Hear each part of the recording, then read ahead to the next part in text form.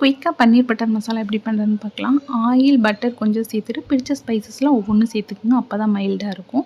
வெங்காயம், உப்பு சேர்த்து வதக்கிட்டு வெங்காயத்துக்கு ஈக்குவலாக தக்காளி சேர்த்துக்குங்க. பூண்டு, இஞ்சி வந்து கொஞ்சம் 5, 6 பூண்டு, கொஞ்சமாக வந்து இஞ்சி, முந்திரி ஒரு கைப்பிடி அளவுக்கு ஒரு 5, 6 இலை கருவேப்பிலை. இது நல்லா குழஞ்சி வெந்ததுக்கப்புறம் நைஸாக பேஸ்ட்டாக அரைச்சி வச்சுக்கோங்க. கடாயில் மறுபடியும் ஆயில் விட்டுட்டு கொஞ்சம் பட்டர், ஜீரா, ஒரு 2, 3 பச்சை மிளகாயம் வந்து கட் பண்ணி வச்சுருக்கிறேன். இப்போ சில்லி பவுடர், கொரியாண்டர், மல்லி பவுடர், கொஞ்சமாக வந்து மஞ்சள் தூள் இது எல்லாத்தையும் சேர்த்து பச்சை வாசம் போனதுக்கப்புறம் பேஸ்ட்டு சேர்த்து அதையும் க்ளோஸ் பண்ணி ஒரு 2 நிமிஷம் பச்சை வாசம் போனதுக்கப்புறம் க்ரீமியாக இருக்கிற மாதிரி தண்ணி சேர்த்துக்கோங்க. ரொம்ப தண்ணி விட்டுறக்கூடாது.